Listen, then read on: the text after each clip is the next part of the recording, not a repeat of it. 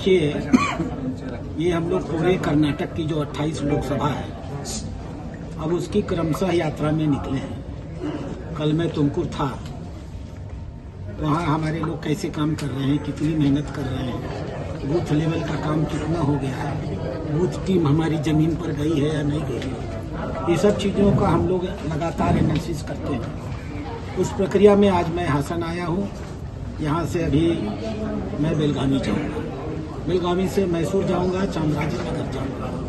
ये पूरा हम लोगों ने एक स्ट्रेच लिया है ये जानने के लिए कि संगठन में हमारे कार्यकर्ता कितनी मेहनत के साथ और कितनी योजना के साथ अपने लक्ष्य को कहाँ तक प्राप्त कर रहे हैं। और जो कुछ मैंने महसूस किया है उसके हिसाब से मैं आपको गारंटी दे सकता हूँ कि 28 की 28 सीटें भारतीय जनता पार्टी और जेडीएस की झोली में जाने वाली है। सर, मगर हासन पे और स्टेट लेवल पे मीटिंग हुआ समन्वय समिति का, इधर लोकल का जो एमएलए है आपकी 2 बार के विजिट में भी नहीं है, आज की मीटिंग में भी नहीं है, तो आप कैसा भरोसा करते हैं? इसलिए भरोसा कर सकते हैं क्योंकि हम ही ने उनसे कहा है कि वो इस मीटिंग में न रहें। हमारे लिए हासन जरूरी है तो मैसूर भी जरूरी है। हमने वहाँ मैसूर के उदयवीर साहब को प्रत्याशी बना करके खड़ा किया है।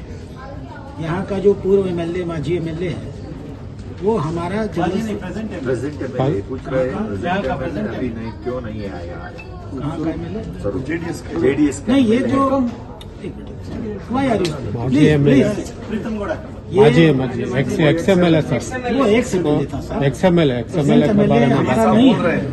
मैं आपसे ये, अरे भाई रात नहीं बोलोगे, मैं आपसे यही कह रहा हूँ कि जो हमारे एक्स एमएलए थे वो हमारे स्टेट के जनरल सेक्रेटरी हैं और जनरल सेक्रेटरी से हम लोग ये उम्मीद नहीं करते हैं कि वो रोज यहीं बैठे रहेंगे, उन्हें और भी काम करना है। हमने उनको मैसूर के चुनाव का प्रभारी बनाया हुआ है, लगातार वो मैसूर में काम कर रहे हैं। कल अभी मैसूर जाने वाला हूँ, कल एज ए मैसूर प्रभारी उनको हमें मैसूर की सारी रिपोर्ट्स मैसूर की बैठक में देनी है। सर, एक्चुअल में बात ये है, स्टेट लेवल मीटिंग पे भी नहीं आया, इधर जो स्टेट लेवल प्रेसिडेंट आया था तभी नहीं। आपकी जानकारी गलत है,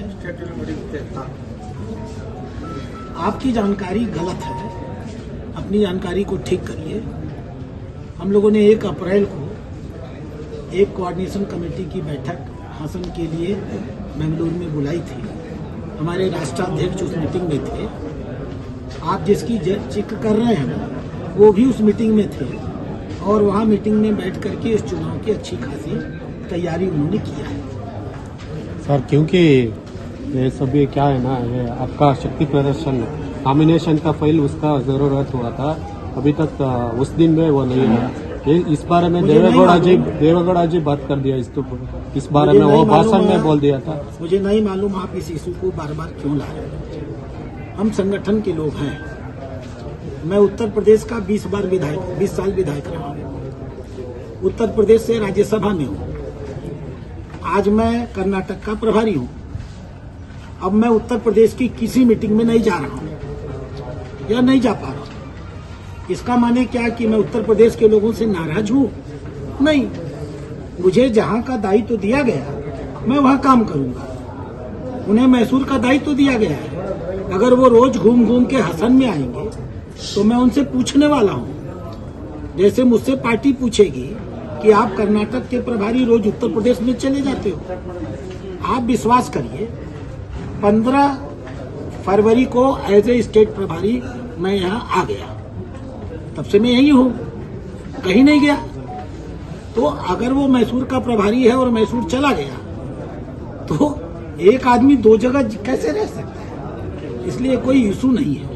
सर, आप ಬೆಂಬಲಿಗರ ಕಾಂಗ್ರೆಸ್ಗೆ ಸಪೋರ್ಟ್ ಮಾಡ್ತಾರೆ ಸರ್, ಬಹಿರಂಗವಾಗಿ थोड़ा हिंदी में, ಕಾಂಗ್ರೆಸ್ ಅಭ್ಯರ್ಥಿ ಹೆಸರನ್ನ थोड़ा हिंदी में।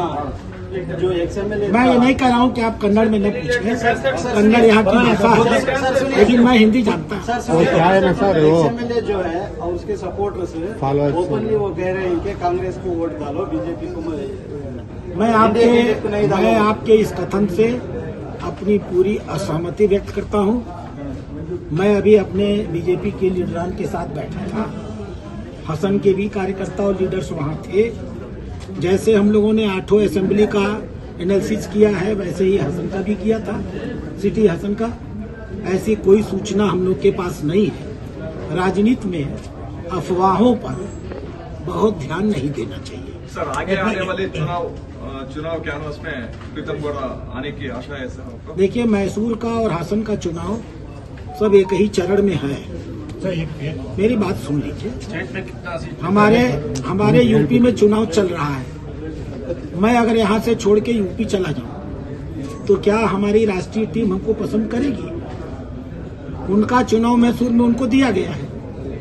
हम एक संगठन है, हमें जहाँ जो काम दिया जाता है हमारा मूल्यांकन वहाँ उसी काम से होता है।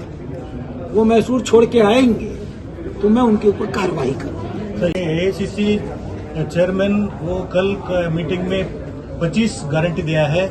ये कर्नाटक का 5 एग्जिस्टिंग है, 30 गारंटी हो गया है। आपका बारे में क्या बात? देखिए, उनकी तो 5 गारंटी की भी कोई गारंटी नहीं है। मैं एक गारंटी देता हूँ, लोकसभा चुनाव के बाद ये जो कर्नाटक की 5 गारंटी उन्होंने दिया है ना, वो लोकसभा चुनाव तक है। लोकसभा चुनाव के बाद उनकी अपनी सरकार इन्हीं 5 गारंटियों को बंद कर देगी। कारण पैसा ही नहीं है। वो जो बजट पास करा लिया फर्जी 53 करोड़ का, 5 करोड़ 53 लाख रुपए का उधारी कर्नाटक सरकार पर है। 5 करोड़ 53 लाख का पैसा है नहीं, तो घोषणा रोज हो रही है। तो ये घोषणा चुनावी घोषणा है। हम तो 10 साल से काम कर रहे हैं ना। हमने जो कुछ भी कहा है माननीय प्रधानमंत्री ने 10 साल से करके दिखाया है। हम चुनावी घोषणा नहीं करते, हम नीतिगत घोषणा करते हैं। हमने कहा कि हम 6000 किसान सम्मान निधि देंगे, तो हम दे रहे हैं। हम अगर आगे कुछ इसको बढ़ाएंगे तो बढ़ाएंगे। हमने कहा कि हम सबको आवास देंगे, तो हम आवास दे रहे हैं। हमने कहा कि आजादी के 65 सालों में लोगों के घरों में पीने का पानी नहीं था, हम पानी की व्यवस्था जल से करेंगे, पाइप से, तो हम कर रहे हैं। एक और हम हैं जो घरों में पाइप पहुंचा रहे हैं, और दूसरी ओर वो है पूरा कर्नाटक पानी की क्राइसिस से पीड़ित है। इवन बंगलौर तक पीड़ित है, जिसको आप टेक्नो सिटी कहते हैं, वहां तक पानी नहीं है। और वो घोषणा पर घोषणा किए जा रहे हैं। तो उनके घोषणा का कोई मतलब नहीं है। आदमी की घोषणा अगर उसके काम से मैच नहीं करती तो वो कागजी घोषणा होती है। ये खड़गे जी गाली दिया है प्रधानमंत्री जी को, उसके बारे में क्या बोलते हैं? जी, हम उनको धन्यवाद देंगे। उम्र की इतनी लंबी 91 साल की उम्र में अगर उन्होंने इतना ही संस्कार पाया है तो भाई इसके लिए हम तो जिम्मेदार हैं नहीं। हमने उनकी दी हुई गाली ली नहीं, तो वो गाली उन्हीं के पास रह गई। वास्तव में उन्होंने मोदी जी को नहीं, अपने आप को गाली दिया है। सर अभी तक कांग्रेस लोग है ना, अभी स्टेट का कांग्रेस लोग हो पुलवामा अटैक पे बीजेपी ऊपर आरोप कर रहे हैं अभी तक। इसमें कोई आश्चर्य की बात नहीं है। ये सिद्ध है कांग्रेसी क्या है। देश को बर्बाद कर दिया है, कश्मीर को भारत से मिलने नहीं दिया। हमने 370 खत्म करके आज कांग्रेस कश्मीर में पूरी शांति ला दी। आज पाकिस्तान ऑक्युपाइड कश्मीर के जो हमारे कश्मीरी भाई हैं वो चिल्ला रहे हैं कि हमको भारत में ला लो। उनसे ये पूछिए, हमने 5 अगस्त 19 को 370 हटा दिया, कश्मीर में क्या हो गया?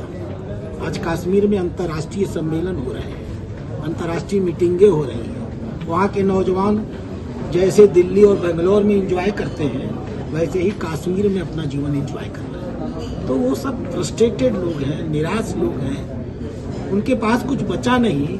लोकसभा चुनाव के बाद उन्हें एक पहचान का संकट होने वाला है, क्योंकि पिछले चुनाव में तो वो केरल से 19 सीट जीत पाए थे। इस बारी तो केरल में राहुल गांधी भी चुनाव हारने जा रहे हैं।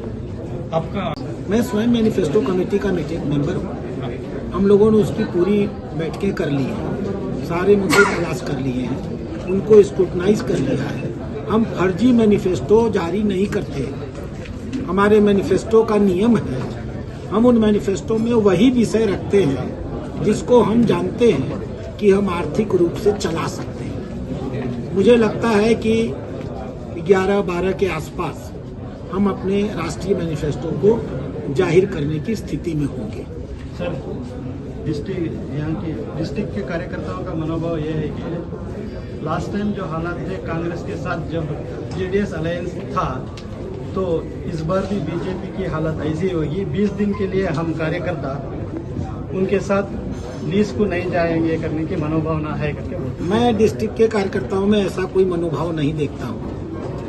मेरी जानकारी में जो मीटिंग मैंने लिया है, फीडबैक लिया है, हमारे भाजपा के कार्यकर्ता बहुत उत्साहित हैं।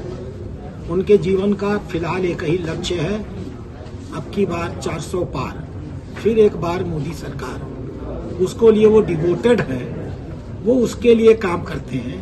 छोटे छोटे इशूज पर ध्यान देना हमारे भाजपा के कार्यकर्ताओं की प्रवृत्ति में नहीं है। जितना मैं उत्साहित हूँ उतना ही यहाँ के कार्यकर्ता भी उत्साहित है।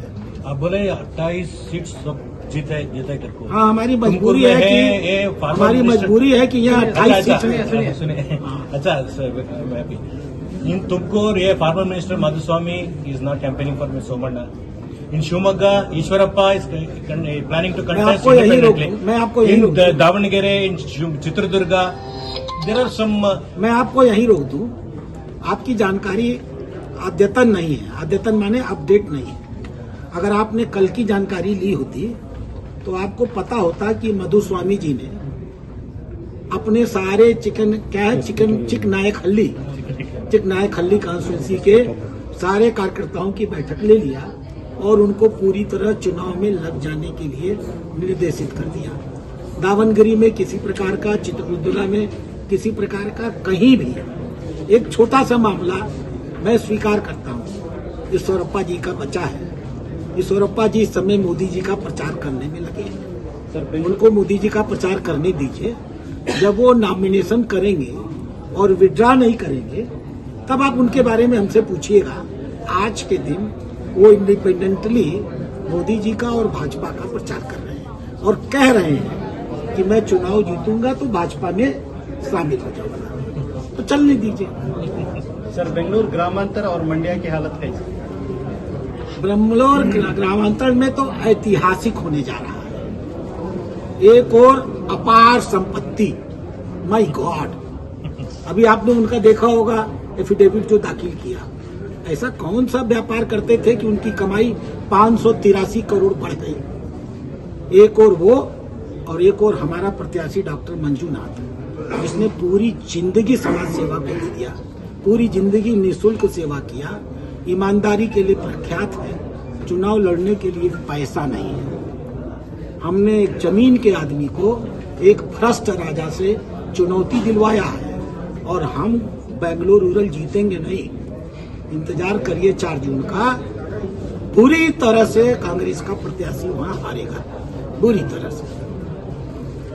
सर, ये अलायंस फिर लोकसभा इलेक्शन के लिए और आगे भी बढ़ेगा और लोकल बॉडी इलेक्शन सर। देखिए, हम लोग तो कॉन्ट्रैक्ट मैरिज नहीं करते हैं। क्या सर? हम लोग कॉन्ट्रैक्ट मैरिज नहीं करते हैं। हम लोग के लिए शादी एक धार्मिक कृत्य होता है। भाजपा के लिए तो यही है।